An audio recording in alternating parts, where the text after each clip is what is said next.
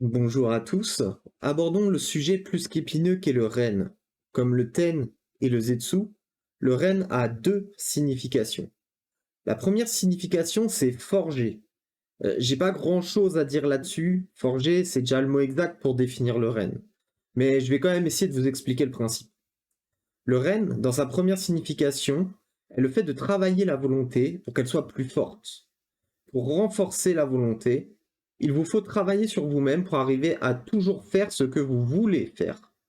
En soi, parler de la volonté est assez difficile, mais je vais vous donner un exemple. Une personne ayant peu de volonté aura souvent peu de courage pour effectuer une tâche même la plus simple. Une personne ayant une forte volonté aura la capacité de rallier les gens autour de lui et fera tout ce qui lui passe par la tête pour atteindre un objectif, même petit. Lorsque vous arriverez à augmenter votre volonté, vous pourrez commencer à travailler la deuxième signification qui veut dire affiner. La technique, attention, la plus dangereuse et la plus utilisée pour progresser. Mais pourquoi est-ce que c'est dangereux? Le danger, il est omniprésent lorsque vous utilisez le REN, pour vous principalement, mais aussi pour les autres autour de vous. On va commencer par parler de vous. En utilisant ce principe, vous allez augmenter grandement la puissance de votre aura. Mais en faisant cela, vous allez mettre une énorme pression sur votre corps et je ne conseillerais que trop peu de faire très très attention car la fatigue énergétique va vous rendre d'autant plus sensible aux autres énergies, même les plus infimes. Imaginez que vous mettez votre main sur une plaque chauffante et que vous brûlez la main. Votre main est d'autant plus sensible à tout ce que vous pouvez toucher après vous être brûlé. Votre main, en plus de vous faire du mal, est sensible à beaucoup plus de choses. Eh bien, si vous utilisez trop le renne, c'est que vous brûlez votre corps. Et en soi, c'est réellement une brûlure. Lorsque vous allez appeler l'énergie dans votre corps et que vous augmentez votre aura, le flux énergétique augmente grandement et les frottements dans les canaux énergétiques aussi, ce qui vous cause une brûlure par frottement. Alors, ce n'est absolument pas définitif, mais il y a de très grands risques de perdre la tête, c'est-à-dire devenir un peu zinzin, voilà, une sensation de puissance énorme et tout.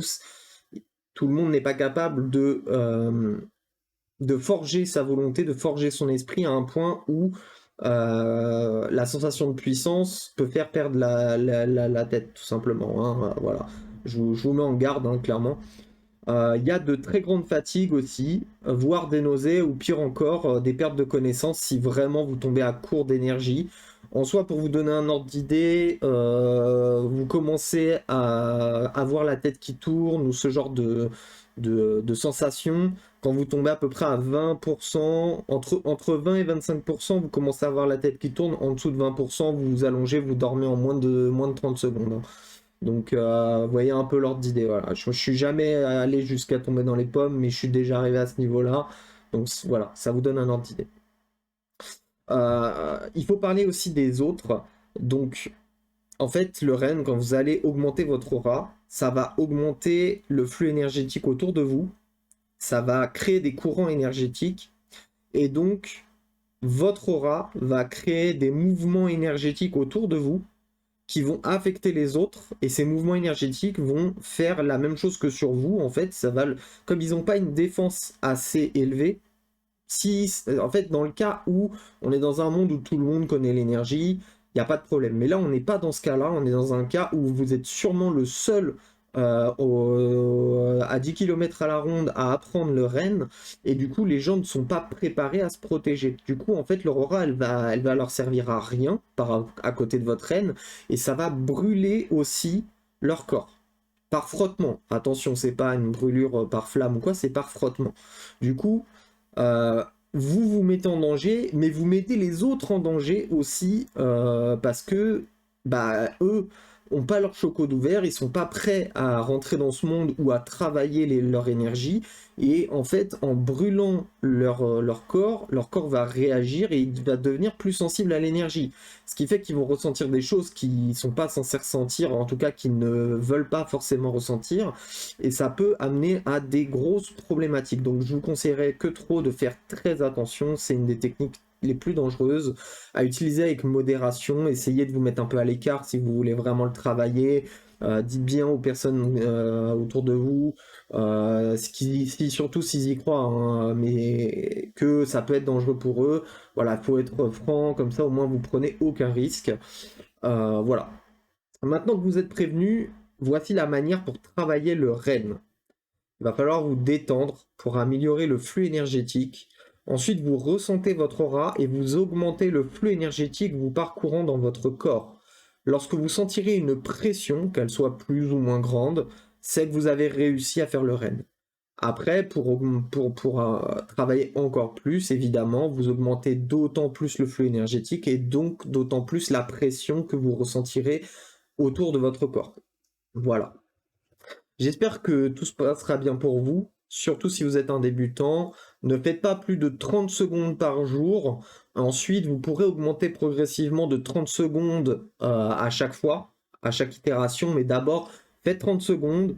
Vous voyez si ça vous fatigue vraiment, si vous pouvez continuer le reste de la journée.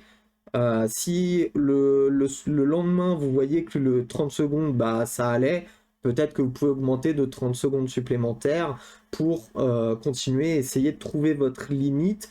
Mais attention, faut pas trouver la limite dans le sens où le maximum de ouf que vous pouvez faire et après, genre 1 heure après, vous êtes obligé de dormir 4 heures pour récupérer.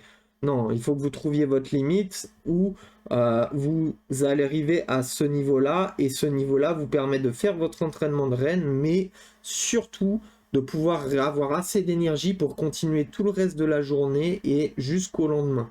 Voilà. C'est le meilleur conseil que je peux vous donner et ça c'est valable tout le temps avec l'énergie.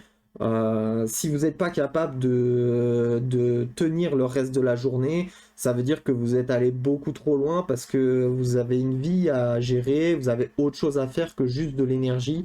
À part si vraiment vous êtes en vacances, vous n'avez pas grand chose d'autre à faire ou en tout cas vous voulez peut-être vous entraîner beaucoup plus et vous réserver la journée, il n'y a pas de souci. Mais en général, il y a quand même des choses à faire, que ce soit le linge, que ce soit, je sais pas moi, il peut y avoir plein de choses à faire dans une journée. Donc c'est à vous de voir votre emploi du temps, mais essayez de... c'est pas, faut que l'énergie passe devant, c'est faut que l'énergie, elle puisse s'incorporer dans votre emploi du temps. Voilà. Dernier conseil, il vaut mieux partir d'en bas et augmenter jusqu'à votre limite plutôt que de dépasser votre limite et ensuite redescendre. C'est moins dangereux pour vous. Sur ce cours est terminé. Je vous souhaite une excellente journée et à la prochaine. Salut.